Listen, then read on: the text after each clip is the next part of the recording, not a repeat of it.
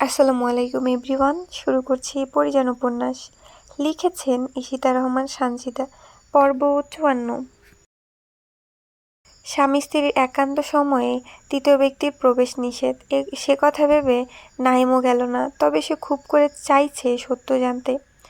পরিয়ার সায়েরের তো সুখে সংসার করার কথা। তাহলে ওদের পরিণতি এমন কেন হলো?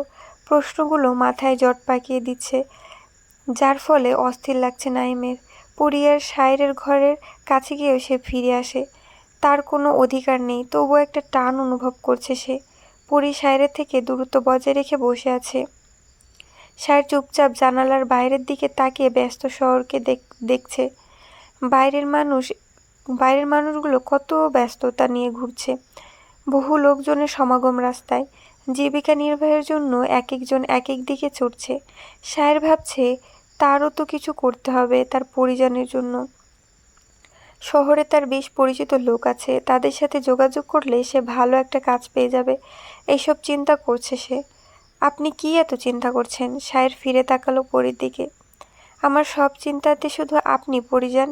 কিভাবে আপনার সাথে আমি থাকতে পারবো, এবং এসব নিয়েই আমার সব ভাবনা। পরি হাসলো। ওর এই হাসিটা দেখতে কুৎসিত হলেও সায়েরের মন প্রাণ জুড়িয়ে গেল। যেন আমাদের দূরত্ব বোধ হয় খুব শীঘ্রই বাড়বে মালি সাহেব। আল্লাহ আমাকে তাড়াতাড়ি আলাদা করে দেবেন। সায়ের পরীর পাশে গিয়ে বসলো। যদি কখনো আমাদের শরীর আলাদা হয়ে যায়, আমাদের মন কিন্তু আলাদা হবে না পরিজান। রাখাল পাগল হয়েও তার ভালোবাসা ভোলেনি। আর আমি তো সুস্থ মানুষ। একটু চুপ থেকে কিছু ভেবে সায়ের বলল, যারা আল্লাহর প্রিয় থাকে তাদের পরকাল সুন্দর হয়। আপনার পরকালও সুন্দর হবে, কিন্তু আমার পরকাল সুন্দর হবে না পরিজান। সেখানেও তিনি আমাদের আলাদা করে রাখবেন। পরি সায়েরের চোখে চোখ রাখে। পরির সান্নিধ্য চায় সায়ের, তা ওই চোখে স্পষ্ট দেখতে পাচ্ছে সে। সায়ের শুধুমাত্র একটা জিনিস চায়, কিন্তু মনে হয় সে সারা দুনিয়ার থেকেও বেশি কিছু চাইছে, যা পাওয়া দুষ্কর। পরি কিছু বলছে না। তাই সায়ের বলে উঠল, আমি এখনো বলছি আমি আপনার যোগ্য নই। তবু আমি বিনা আপনি কারো নন। আপনার শেষ ঠিকানা আমার বক্ষস্থল। আমার জন্য আপনি তো কত কিছু করলেন। শেষ একটা কাজ করবেন, সেই কাজটা করলে স্বয়ং আল্লাহ তাআলা আমাকে আপনার হাতে তুলে দিবেন। সায়ের চমকালো। শতযুগ অপেক্ষার বিনিময়ে আল্লাহ যদি আপনাকে আমাকে দিয়ে দেন, তা আমি আপনার জন্য শতযুগ অপেক্ষা করতে রাজি আছি। শতযুগ অপেক্ষা করতে হবে না আপনাকে। আল্লাহর নিকট ক্ষমা চান। আল্লাহ বলেছেন, তার বান্দা তার কাছে চোখের জল ফেলে ক্ষমা চাইলে তিনি কাউকে ফিরিয়ে দেন না।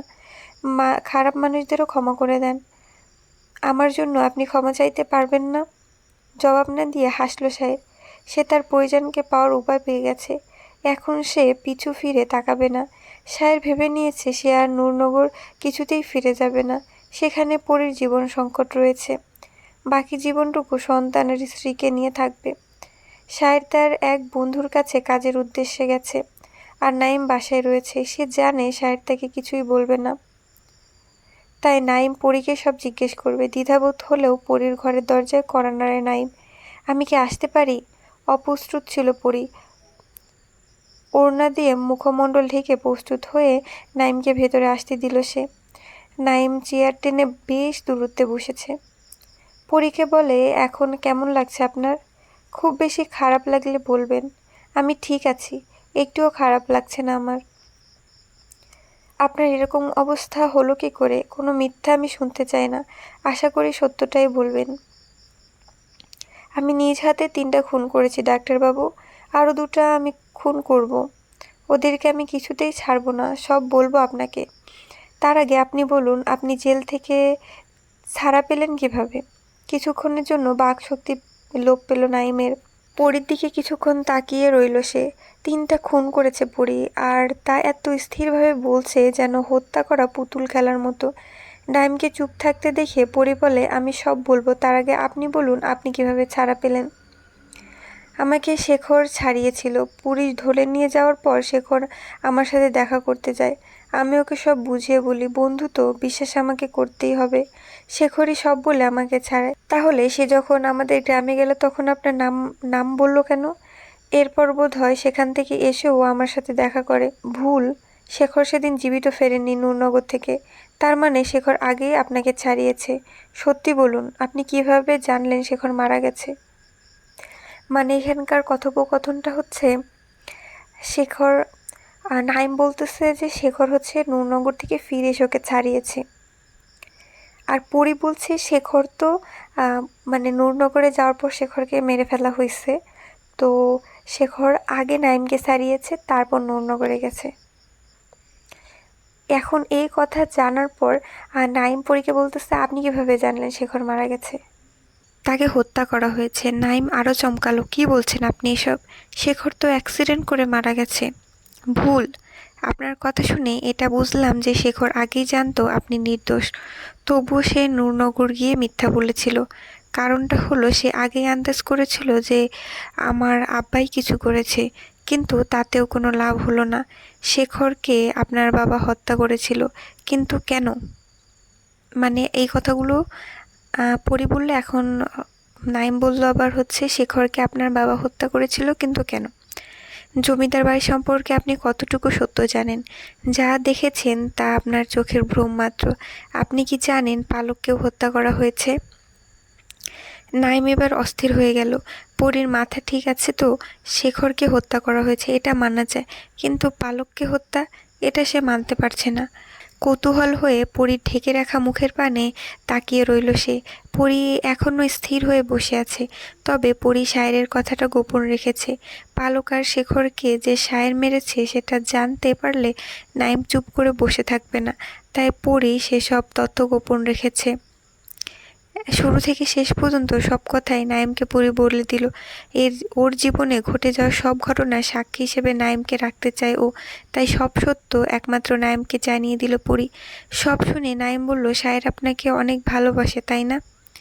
তার ভালোবাসার গভীরতা আজও আমি মাপতে পারিনি। আমি আপনাদের সাথে থাকবো সব সময়। মানে নাইম পরীদের সাথে থাকবে এটা আর কি বোঝানোর চেষ্টা করছে। আমাকে বন্ধু ভাবতে পারেন। আমার একটা কথা রাখবেন? বলুন। আমার সন্তানকে আমি আপনার হাতে তুলে দিতে চাই।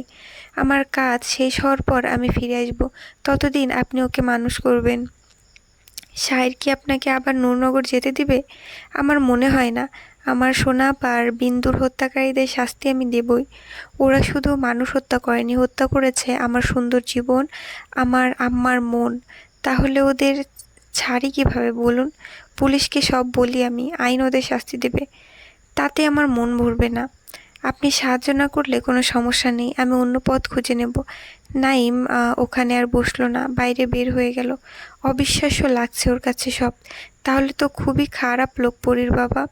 কিন্তু পরীকে একবার যখন নূরনগর থেকে এখানে আনা হয়েছে, তাই পরীকে আটকে রাখতে হবে। না হলে বিপদ শুধু পরীর নয়, রূপালী, পিকুল এবং জুম্মানেরও ঘোর বিপদ। নাইম পায়চারি করছে, সে শায়েরের অপেক্ষা করছে।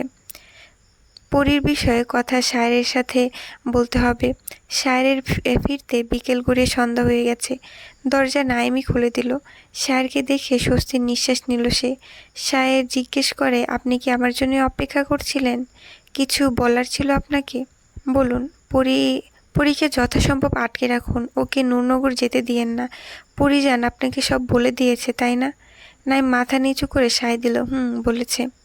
আমাদের এখন এইসব বলার সময় না। আমি জানি পরিজান আপনাকে সমস্ত সত্য বলেনি, না হলে এতক্ষণ আপনি স্বাভাবিকভাবে আমার সাথে কথা বলতেন না। এইসব ব্যাপারে পরে কথা বলবো। শায়ের কথায় নাইমও সায় দিল। শায়ের চলে গেল নিজ ঘরে। পরি তখন ঘুমাচ্ছিল। বেশ দুর্বল এখন পরির শরীর, তার উপর এখন বমি হয়, তবে খুব বেশি বমি হয় না। অসুস্থ শরীরে সামান্য বমি হতেই পরি আরও দুর্বল হয়ে পড়ে। তাই শায়ের চায় পরীকে একটু বেশি সময় দিতে। পরীকে ঘুমাতে দেখে শায়ের নিঃশব্দে পরীর পাশে গিয়ে বসে। হাত পা গলার ক্ষতগুলো কালচে বর্ণ ধারণ করেছে। ফর্সা শরীরের চন্দ্র কলঙ্কের ন্যায় ফুটে উঠেছে দাগগুলো। শায়ের হাত বোলায় শরীরে পরীর গলায়। আমি ভাগ্যবান আপনাকে পেয়ে, আপনার ভালোবাসা পেয়ে। আপনি ভালোবাসেন বলেই আমি ভাগ্যবতী। পরি জেগে গেছে। পূর্ণ দৃষ্টিতে সে শায়েরের দিকে তাকিয়েছে। আপনি যদি ভালো কাজ করতেন তাহলে আমাদের জীবনটাই অন্যরকম হতো। পরীর মাথায় হাত বুলিয়ে দিল শায়ের। এরপর থেকে আমাদের জীবন সুন্দর করে গড়ার চেষ্টা করব। আপনি শুধু কথা দিন নূরনগর যাওয়ার চেষ্টা করবেন না কখনোই। কিছুক্ষণ শায়েরের দিকে চেয়ে থাকে পরী, তবে জবাবটা সে দিল না। পরীকে খাবার খাইয়ে দিল সাহের। গর্ভবতী থাকায় ওষুধ খেতে পারবে না পরী। যে ওষুধগুলো খেতে পারবে সেগুলোই খেলো সে। এজন্য সেরে উঠতে বেশ দেরি হচ্ছে। তবে সায়রের ধৈর্য দেখে নাইম বিস্মিত। ইস, সে যদি এভাবে কাউকে ভালোবাসতে পারত কতই না ভালো হতো। প্রতিনিয়ত সে পরী আর সায়রের ভালোবাসার সম্মুখীন হয়। নাইমের তখন মনে হয় সায়রের জন্যই বুঝি পরীর জন্ম। ভালোবাসতে অট্টালিকার প্রয়োজন হয় না, তার প্রমাণ একমাত্র সায়ের। বাইরের বাইরের দিক সামলে কিভাবে পরীকে সময় দেওয়া যায় সেটাই সবসময় সায়ের ভেবে চলে। 5 মাস হয়ে গেছে, তবুও সায়ের একটুও ধৈর্যহীন হয়ে পড়েনি। সর্বোচ্চ চেষ্টা করছে পরীকে সুস্থ করার। সায়েরের প্রতিটা মোনাজাতে কেবল পরী ছিল। আল্লাহ বোধহয় ওর কথা শুনেছে। আগে থেকে অনেক সুস্থ পরী। মুখের পোড়া চামড়া উঠে গেছে সব, কিন্তু ওর চেহারার আগের মতো আর মাধুর্য নেই। সায়ের বিনা আর কেউ বোধহয় পরীর নয়নে মুগ্ধ হবে না। তবে এতদিনে পরীকে নূরনগরের কথা ভুলিয়ে দিয়েছিল সায়ের। প্রথম কয়েকদিন পরী সায়েরকে মালা, রূপালি, জুম্মানের কথা জিজ্ঞেস করলেও এখন আর করে না। নিজের শরীর আর অনাগত সন্তানের কথা ভেবেই দিন পার করছে সে। কিন্তু এতদিন পর একটা চিঠি পরীকে অস্থির করে তুলল। চিঠিটা হাতে নিয়ে স্তব্ধ হয়ে দরজার সামনে দাঁড়িয়ে রইল পরী।